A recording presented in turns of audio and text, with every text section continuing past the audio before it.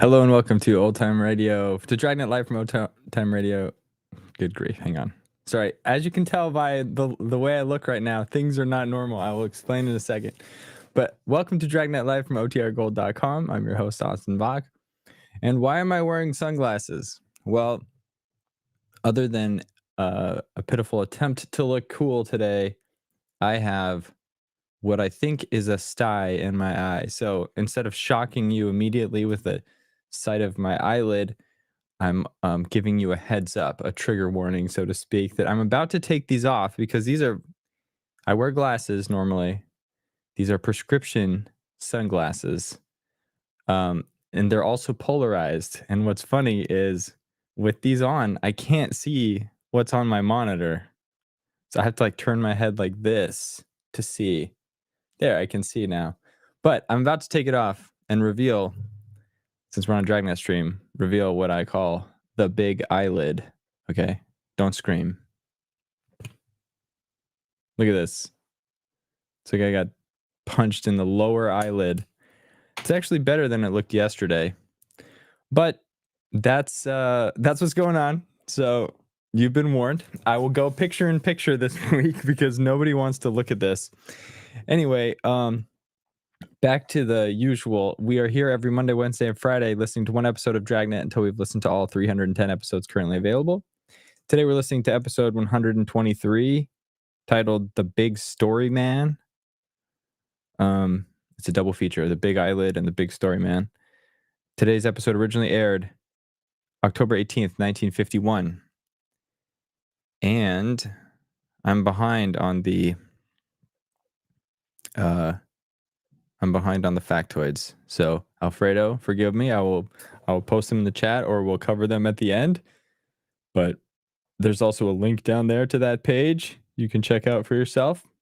But with that, let me pop in my other headphone here and we will get sharing. And while I'm pulling this up, am I the only one here that has had a sty in your eye before? They're relatively painless, except just some swelling. And then if you touch it, then it hurts, but shouldn't be touching your eyes very much anyway. Okay. Enough blabbing. Let me go here. Sharing my screen. Thank you all for being here. Happy Friday. I will go. Oh, wait. I almost didn't. I almost skipped the shout outs. Hello, Life with Roscoe, Nell, So Over It, Sam, Hello What, Steven, Mary, Joshua, Red Shirt Bob.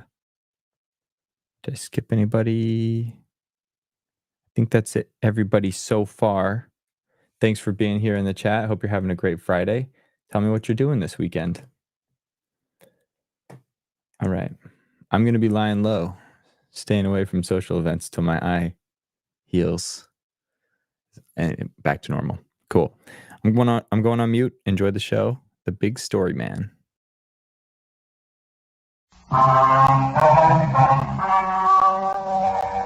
story you're about to hear is true. The names have been changed to protect the innocent.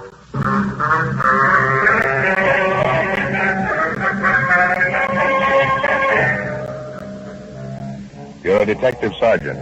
You're assigned to burglary detail. A dozen churches in your city are victimized by a team of experienced safe burglars. You track the suspects for weeks.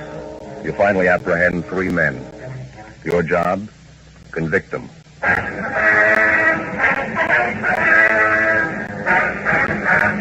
Dragnet, the documented drama of an actual crime. For the next 30 minutes, in cooperation with the Los Angeles Police Department, you will travel step by step on the side of the law through an actual case transcribed from official police files. From beginning to end, from crime to punishment, Dragnet is the story of your police force in action.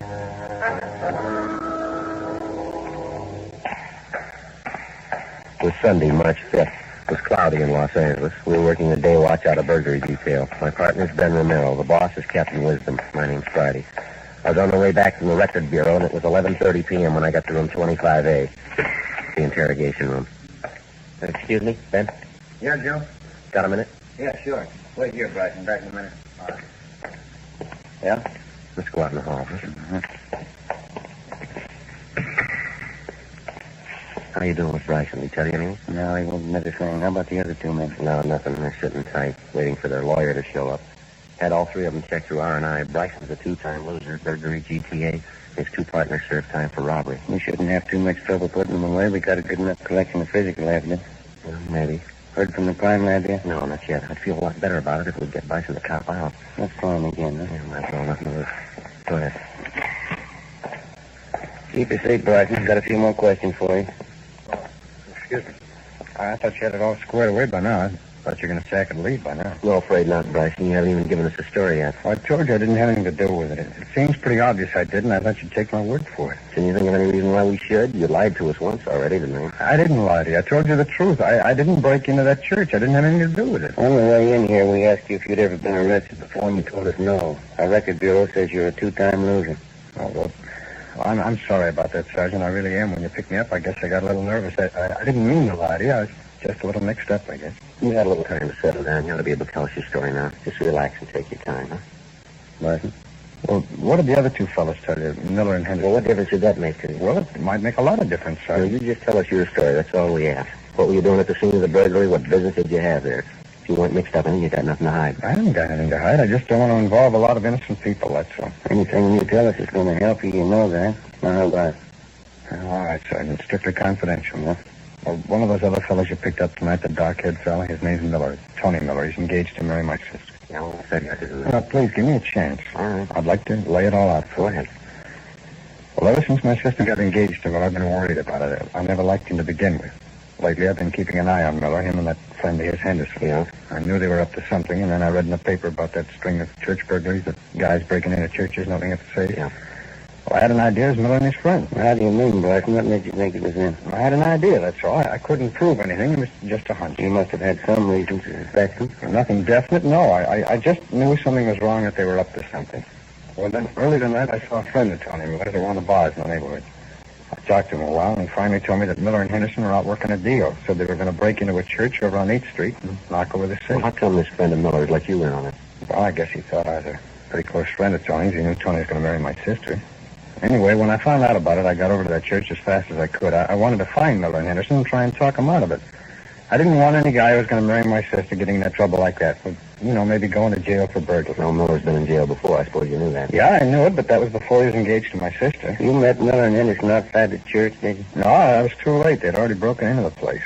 So I went around the back of the church, and I saw one of the stained glass windows was broken where they'd gotten in. I climbed up on the sill there, and I could see them working inside. It was some kind of a small back room. They were working on the safe, both of them, Miller and Henderson. That's so. What'd you do then? Well, I tried to talk them out of it. They wouldn't listen. Mm-hmm. I suppose you can prove your story. I mean, that friend you met in the bar, the one who tipped you off about the burglary, I guess he'd be willing to back up his story. Well, I'm not sure, Sergeant. He might lie. He might not want to get involved. How about Miller and Henderson? They'll back it up, won't they? If you weren't involved in the deal, there wouldn't be any reason for them to implicate you, would Well, Tony Miller thinks it's my fault he's in jail. He hates me. You can't take his word for anything. Probably the first thing he'd do is lie about it, and Henderson, too. Well, and who you got to corroborate your story? Well, maybe nobody, but it's the truth. I swear to you it's the truth. I'll tell the same thing in court if I have to. They gotta believe me. You're asking a lot, mister. But that's the way it happened, so help me. Yeah. Now, tell me the truth, Sergeant. You know I didn't have a hand in it. If it goes to court, they couldn't convict me, could they? Come on, what do you think? I think you're a liar. To the working detective, the one logical way to appraise a known criminal is by his record. You estimate him the same way you check a particular make of automobile, a racehorse, or a radio set, by past performance. By refusing to buy his trumped-up story, we didn't figure that we were doing the suspect Charles Bryson an injustice. Bryson was 37 years old. He'd spent 13 of those 37 years in prison, either the county jail or the state penitentiary. His criminal record dated back to the time he was 20 years old. Besides serving numerous shorter terms for lesser offenses in the county jail, Bryson had spent 2 terms in the state penitentiary for burglary. Despite the efforts of the probation officers, the adult authority, and the rehabilitation officials to help him, he seemed content to go along in his criminal career. In this particular case, the series of church burglaries, we had good reason to believe that Bryson and his 2 accomplices, Miller and Henderson, were the guilty men. All 3 of them were booked at the main jail on suspicion of 459 PC. The next morning, Ben and I checked in at the crime lab. Lee Jones, you around? Yeah, in here. Come on back. Oh, how about that? They gave the place a new coat of paint. Yeah, sure needed it. Morning, fellas. How you doing, Lee? That set of burglary tools those thieves were using in that church last night. Just finished checking them over. Might have 2 or 3 things for you. What do you got, Lee? Have a look over here. You find set of tools. I take it the thieves had a lot of practice. All three of them had records. How about some of the other physical evidence you got? One thing at a time, Joe.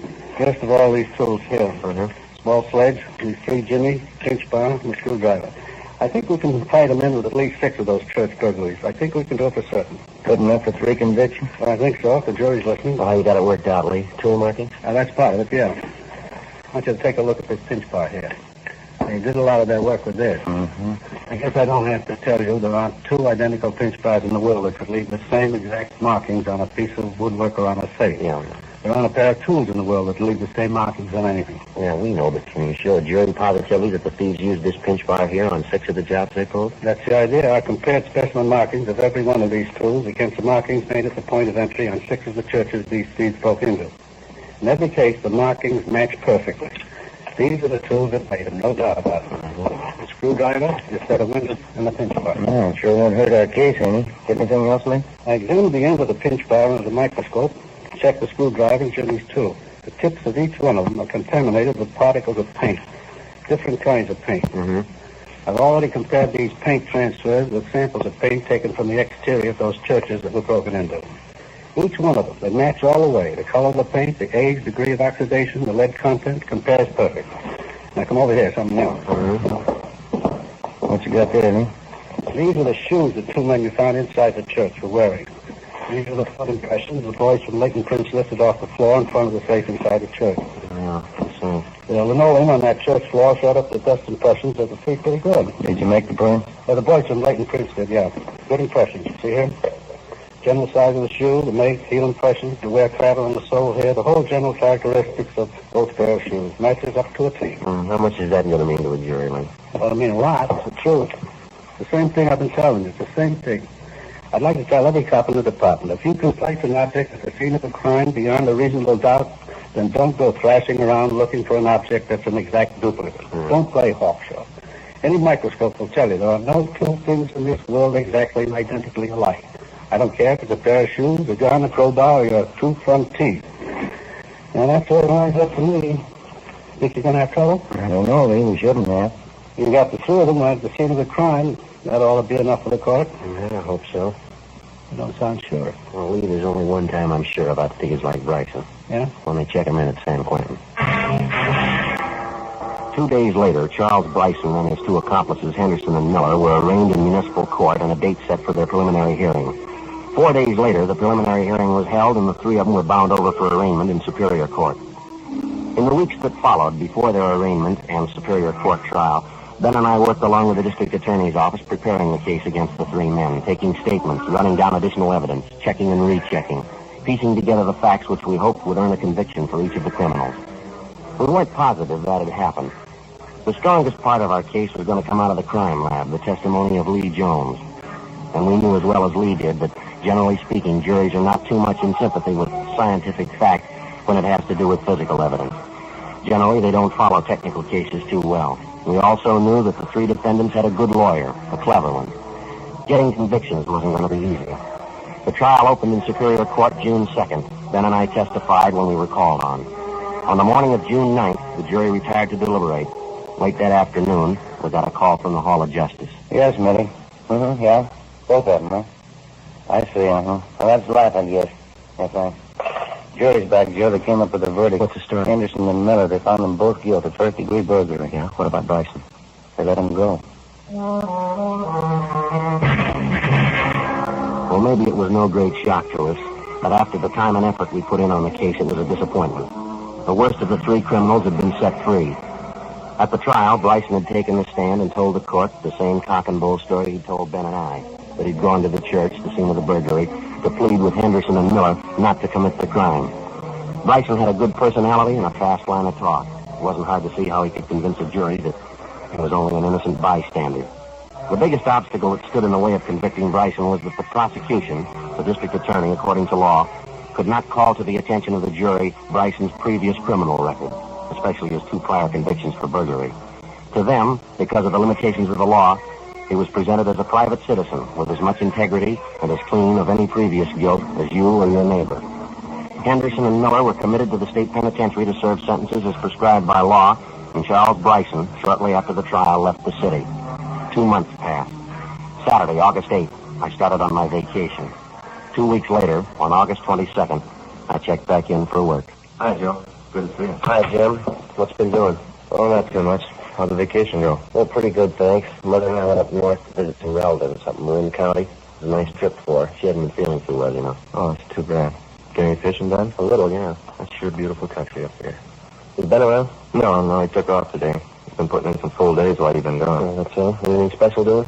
Oh, nothing too big. String of chain store burglaries, south end of town. I've been working along with Ben. Yeah? Giving you much trouble? It's been going a couple of weeks. Not getting any better. I begin to feel the pressure a little. Well, how's it stand?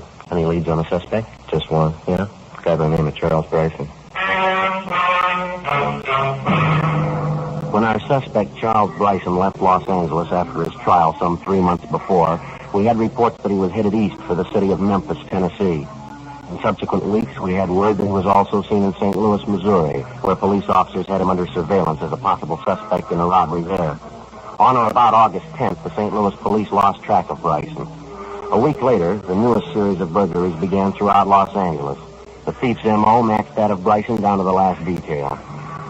The places burglarized were chain stores, supermarkets generally. The method of entry was the same, prying open a back window with a pinch bar or similar tool. The manner in which the safes were opened in the various business places, that matched too.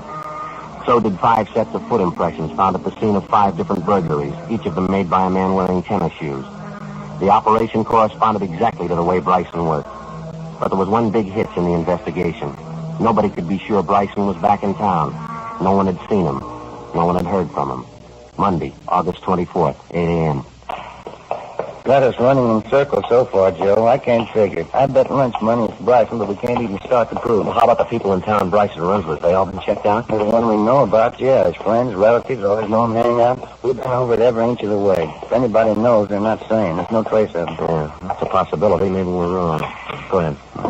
What do you mean maybe we're wrong? Well, the only lead we've got is the M.O. Bryson isn't the only thief who operates that way. It could be another man using the same system. Yeah, we thought about that. You ran a check through the stats office? Yeah, The only known burglars in our records who operate like Bryson are either in jail or out of town or they're dead. We checked it through a couple of times. Keeps coming out the same way. Bryson's the only strong lead we got. Yeah, but I got it. Burglary Friday. Yes, sir. You know, sir, Sergeant Tabor's out right now. Is there any message? Well, I guess about 10 minutes. Yes, sir, right. I'll tell him. Thank you. You sure the M.O. on all these jobs matches Bryson, huh? All the way. That's what's got me stumped. If the guy is pulling these jobs and he is in town, somebody should have spotted him. These chain stores he's hitting. We've had stakeouts on him for 10 days. I've got every informant we know watching for Bryson, and not a sign. Wait a minute ago, Jim said they'd call back. Oh, thanks. Get this teletype this morning. I've been announcing from San Quentin. Might be a line on Bryson. Let me see. An answer on that mail watch we asked him for. What angle's this, Ben? You remember church burglaries, Miller and Henderson, 2 they sent up to San Quentin? Oh, yeah. You asked Clinton for a mail watch on both of them, did you? Yeah, I figured there was a chance Bryson might write to him. Looks like it got us a lead. Well, what have they got there? Well, it's from the warden's office, and so it says, regarding your request on information concerning Charles Bryson, on August 22nd, Anthony Miller, our number 172-156J, received letter from person signing himself George Cameron. Contents of letter suspicious. Cameron. That mean anything to you? We just checked Bryson's package again down to R&I. Cameron was his mother's maiden name. Bryson's used it as an alias before, quite a few times. How about the return address on the letter, Ben? Los Angeles? Main Post Office, General 11. Monday, 10 a.m. We alerted the post office detail and arranged for a mail watch on all incoming letters through general delivery addressed to Charles Bryson, George Cameron, or to another of the suspect's known aliases. A week passed. No sign of Bryson, no trace of any of his correspondence through general delivery. Another week went by. 2 more chain store burglaries. The M.O. in each case was the same. It matched closely to Bryson's known working habits. But despite our precautions and the close check we maintained on his friends and his known hangouts, the suspect still remained unseen and unheard from. On September 9th, an informant of Ben's called us at the office and told us he thought he'd seen Bryson the night before. Yeah, Matty, where was that? Yeah, right, we'll check it, thank you. Bye. Bryson's supposed to have been seen there from Martin Beverly Boulevard last night, drinking in the bar up here. You pretty sure it was Bryson? He thinks so, yeah. Got the name of the place here. We can check with the bartender, see if he can identify Bryson's mugshot. Right. I'll get my top coat, huh? All right. I get it. Burglary Friday. Yes, sir. When was that? Yeah, go ahead. I got it. Yes, sir, right away. Post office detail. Bryson called for mail at the general delivery half an hour ago. Where is he? They following? 280 Glenmore, apartment 6. He's there now.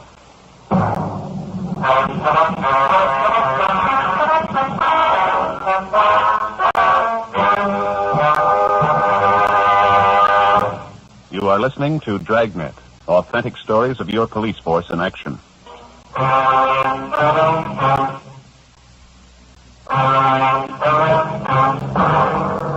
September 9th, Tuesday, 11:30 a.m. The burglary suspect, Charles Bryson, was placed under surveillance at the apartment where he'd gone immediately after calling for his mail at the general delivery window in the main post office.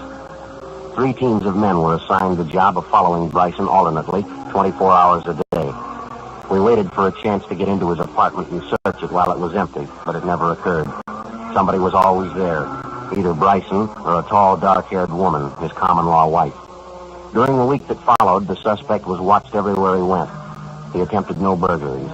On the 8th day, the stakeout was removed. 3 nights later, 2 burglaries were committed.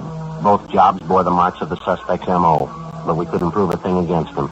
We knew the setup we had was going nowhere. If we wanted to get Bryson red-handed, if we wanted a case against him that'd stand up in any court, we had to find a new approach. Lee Jones came up with an idea. There's a jar of stuff right here.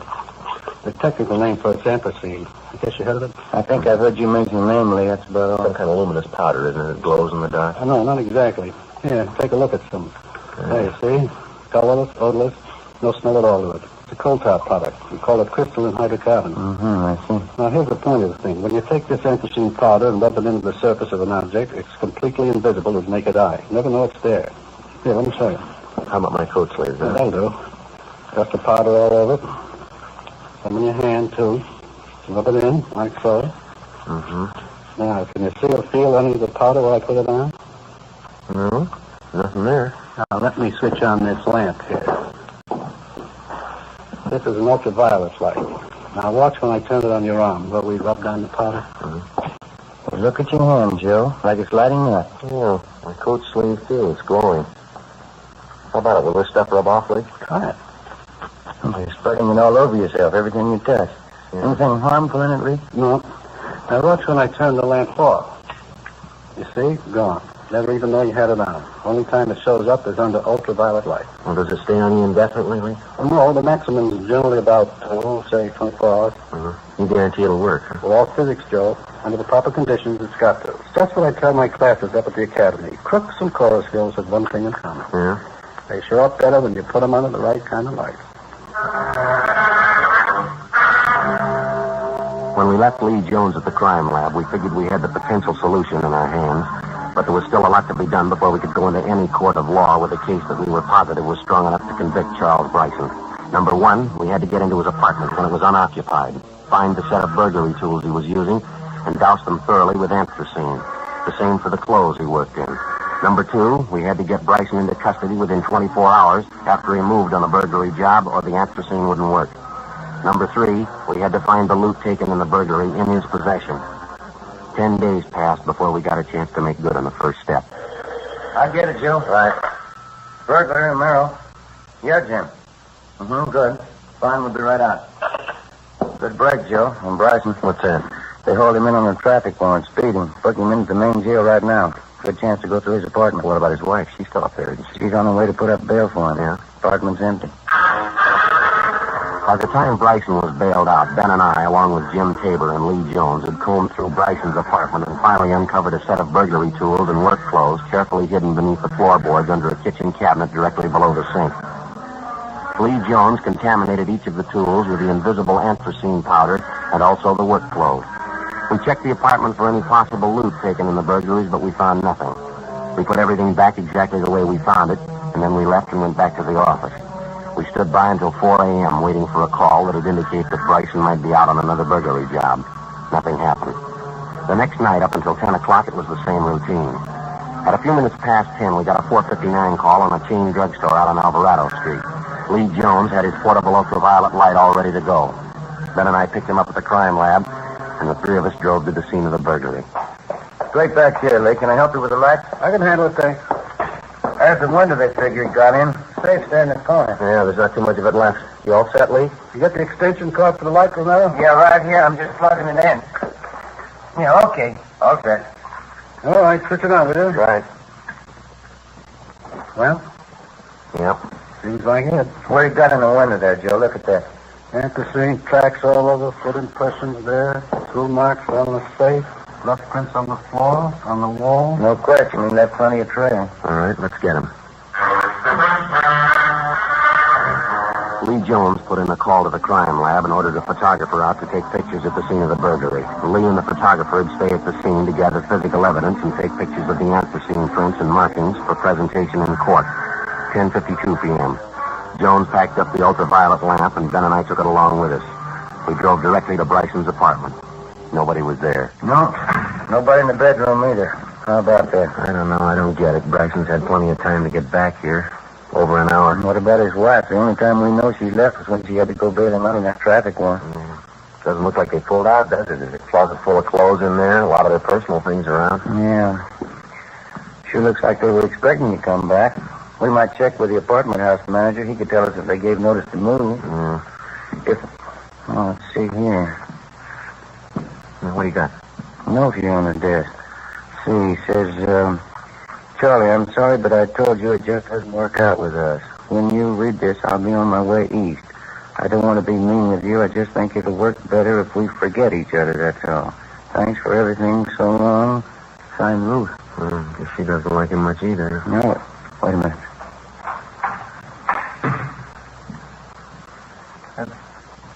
What are you doing? Police officers, Bryson. I'd like to talk to you for a minute.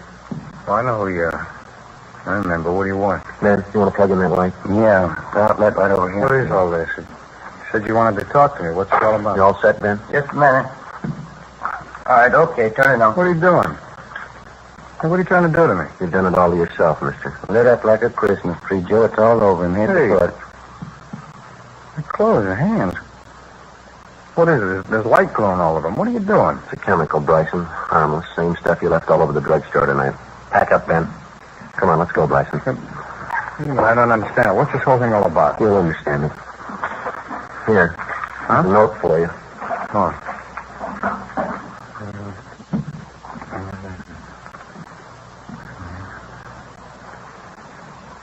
Sure. All set, Joe. Let's go, mister. I guess I didn't know.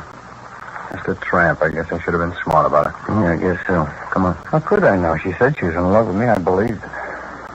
What am I going to say when they ask me? All our friends are all going to ask me. They'll say, what happened to Ruth? I'll say, what happened this time? What am I going to say happened this time? What are you going to say to the jury this time?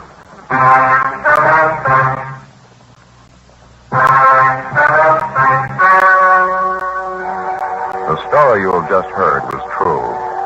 The names were changed to protect the innocent. On December 10th, trial was held in Superior Court, Department 86, City and County of Los Angeles, State of California. In a moment, the results of that trial.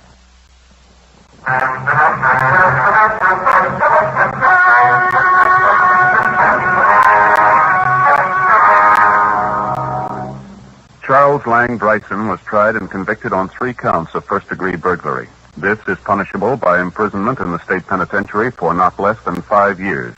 However, due to his previous convictions on this and other felony counts, Bryson was judged an habitual criminal. He was sentenced to spend the rest of his natural life in the state penitentiary.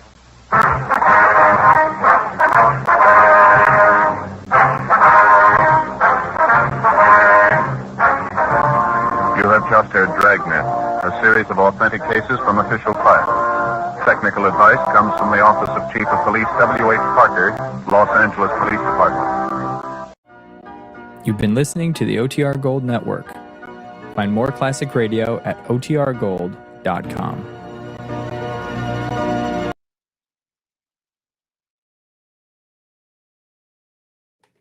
All right. For anybody that joined halfway and I didn't see my warning about my puffy eyelid, my apologies. So tonight we have classic movie nights, the first Friday of the month. We're going to be watching Odd Man Out. So tune in for that, starting at 6 Pacific. And then I was asking people what they're doing this weekend. Also, if you want to join that, there's a link. Look at the pinned comment. There's a link. Otherwise, on my channel homepage, there's a playlist that has all the classic movies. So check that out. Hope to see you then. Today I'm gonna put a hot compress on my eyelid, and then I'm gonna keep editing the Peggy Weber interview. Someone was talking about William Conrad. So over it was talking about William Conrad, and Peggy Weber actually worked with him when he first started radio. And she said, I can share this. It's also in the thing when it gets uploaded. She said, I think he was. I don't know what he was in the Army, but he served in the Army, and he would show up and record shows in his Army uniform, like he was just kind of transitioning out of that life into the other one, and he would record in his Army gear, not gear, but like uniform. So that was an interesting factoid there. And then I think it's in there, but she also shares kind of Jack Webb's opinion of William Conrad, which I won't spoil. You'll have to listen to it and find out. And I'm sure you would all listen to it. You're all just waiting for me to get it done. And I've been dragging my feet and been being distracted and everything. So I'm sorry. But it's coming. I'm working on it. Let's see here. Let's see some of these other ones. What's this about Rocky and Bullwinkle? You would never know that William Conrad was the narrator of Rocky and Bullwinkle. Man, I love those classic, Rocky and Bullwinkle, but then also Dudley Do-Right, that era of animation. And I was talking to, so I'm not an artist, but I was talking to someone, and I was trying to say that I like the Hanna-Barbera animation style, or like cartoon drawing style. And then he said, well, do you like UPA animation? I think that's what it's called, UPA. And I'd never heard that term before, but then as soon as I looked it up, I'm like, yes, I love UPA animation or illustration. So if you haven't seen that, I don't even know what UPA stands for now. Let's see. UPA illustration. What is this? But it feels vintage. It feels really cool. What is it? The UPA style. So if you want to go down a rabbit hole, look up UPA illustration or animation style. And that's what I love. Let's go check it out. Anyway, but I got to get off camera. Nobody wants to look at this. So have a good one. I will see you at 6 p.m. The film, as always, is pre-recorded, so we can go through all YouTube's checks, but the chat will be live, so join. And then thank you, Sam. I knew someone here was going to know. United Productions of America. Sorry, I highlighted the wrong one. It's they just kind of set a style of animation that other people did, and it was awesome. I love it. So go check it out. Thank you, Sam, for telling us what that was. Cool. Well, have a great one, everybody. Have a great Friday, and I'll see you tonight.